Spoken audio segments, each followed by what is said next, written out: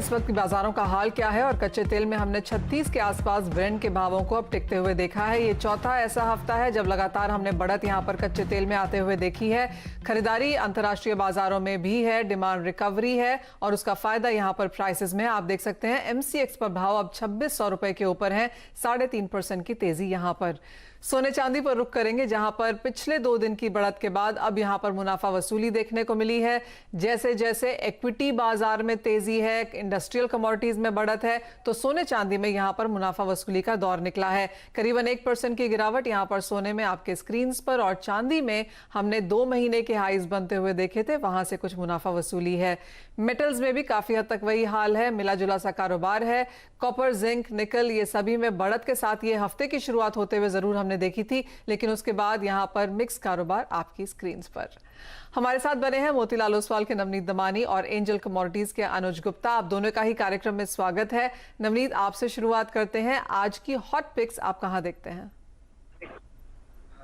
जी, good afternoon Manisha. मुझे लगता है कि लास्ट 2-3 दिनों में गोल्ड में जो हमने प्रेशर देखा है वो थोड़ा सा और एग्रेवेट हो सकता है और यहाँ से करीब 300 से 400 रुपए की मंदी और हो सकती है। मैं 46,850 के आसपास गोल्ड सेल करना चाहूँगा। 47,050 का आप स्टॉप लगाइए एंड 46,400 के नीचे के टारगेट देख सकते हैं। साथ ही साथ हमने देखा है कि जिंक में थोड़ा बहुत प्रॉफिट टेकिंग देखने मिल रहा है लास्ट कुछ दिनों से, बट ये एक अच्छी बाइंग अपॉर्चुनिटी हो सकती है। 156 के आसपास बाय किया जाए, 154 हाफ का आप स्टॉप लॉस लगाइए, 159 के ऊपर के टारगेट देख सकते हैं।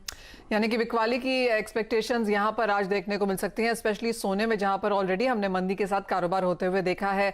अनुज, आप एग्रीकल्चर कमोडिटीज में कहां पर आज ट्रेडिंग की अपॉर्चुनिटीज देख रहे हैं? Manisha ji, good afternoon. Agree के अंदर हमें लगता है कि बाउंस बैक रहेगा, तो हमने दोनों ही कॉल बाय का चुना है। सबसे पहले हमने सरसों को लिया है बाय करने के लिए, करीबन 4,300 के आसपास जून कॉन्ट्रैक्ट में बाय कर सकते हैं। स्टॉप लॉस 4,240 का रहेगा, टारगेट करीबन 4,400 तक हो सकता है।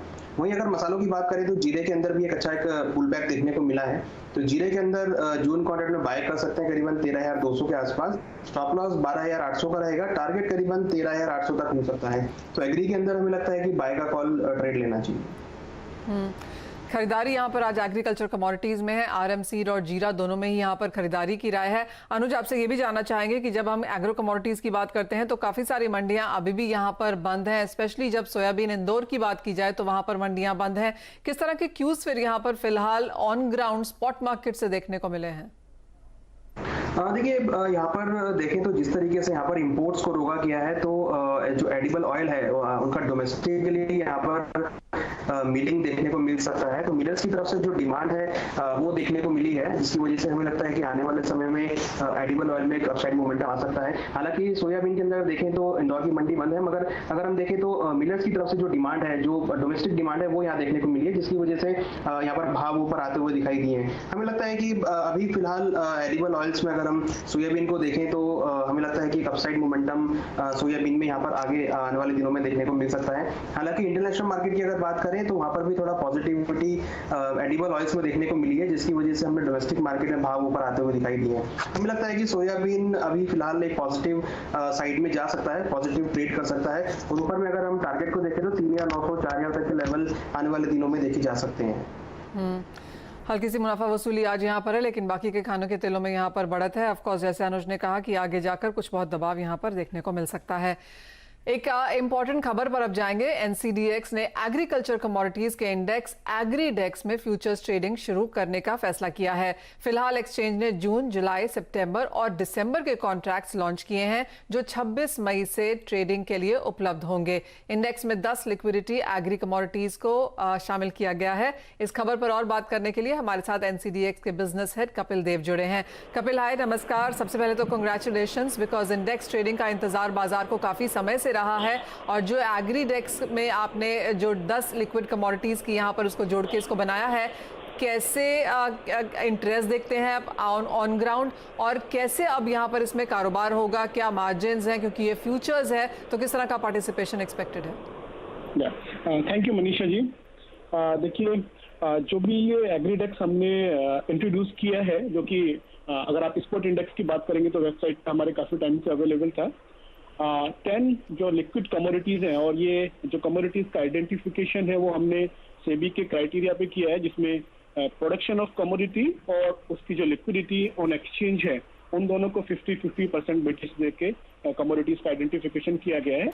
तो अभी 10 लिक्विड कमोडिटीज इसका पार्ट है, जिसमें अगर मैं मेंशन करूं तो soybean, soya refined, rapeseed mustard, guar gum, guar seed, castor चना, ये कुछ कमोडिटीज है। इसके अलावा coriander, cotton seed oil cake और जीरा। तो ये 10 कमोडिटीज हैं जिनका डिफरेंट वेटेज है, और ये जो इंडेक्स है इन 10 कमोडिटीज का परफॉर्मेंस को ट्रैक करके वैल्यू जनरेट करता है।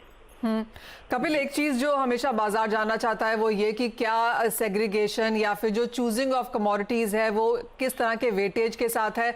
ऐसा तो नहीं होगा कि कोई कमोडिटी जैसे खाने के तेलों में कोई बहुत ज्यादा मूवमेंट देखने को मिली तो पूरा का पूरा इंडेक्स उस तरफ से चल पड़ेगा। तो वो आप कैसे समझाएंगे, किस तरह से इसकी जैसे इसको बनाया गया है, जैसे इसको किया गया है, उसके बारे में अगर आप डिटेल्स बता सकें। या देखिए, इसके ऊपर डिटेल गाइडलाइन है सेबी की, और इन्हीं सब कंसर्न्स को ध्यान में रखते हुए कि किसी भी एक कमोडिटीज का बहुत बड़ा इम्पैक्ट इंडेक्स पे नहीं होना चाहिए या बहुत बड़ा वेटेज नहीं होना चाहिए। तो अगर आप देखेंगे सेबी की गाइडलाइंस थी कि कोई भी एक पर्टिकुलर सेक्टर ऑफ कमोडिटीज, यानी जिस तरीके से अगर आप देखेंगे ऑयल सीड्स है, स्पाइसेस है, ग्रेन्स है, पल्सेस है, ग्वार कॉम्प्लेक्स है, कोई भी एक सेक्टर 40% से ज्यादा इंडेक्स के अंदर शेयर नहीं रख सकता है। तो इस चीज को अवॉइड करने के लिए जो आपने बोला कि किसी एक पर्टिकुलर कमोडिटीज में बहुत ज्यादा मूवमेंट हो और उसका इंडेक्स के ऊपर इम्पैक्ट आए, उसको अवॉइड करने के लिए इस तरह की गाइडलाइन दी गई हैं। और अगर आप देखेंगे तो इस इंडेक्स में जो मैक्सिमम वेटेज है वो कमोडिटी अभी सोयाबीन है, जिसका अराउंड 18% के लगभग वेटेज है। तो जो वेटेज है वो वेल डिस्ट्रीब्यूटेड है सारी कमोडिटीज में। कोई भी एक कमोडिटीज 18%, 19% से ज्यादा अभी वेटेज किसी का भी नहीं है, जो अभी करंट स्ट्रक्चर है इंडेक्स का। तो ये जो आपका कंसर्न है या मार्केट का जो कंसर्न है कि one commodity can drive index prices, वो नहीं होगा करंट स्ट्रक्चर के हिसाब से। कपिल, एक और सवाल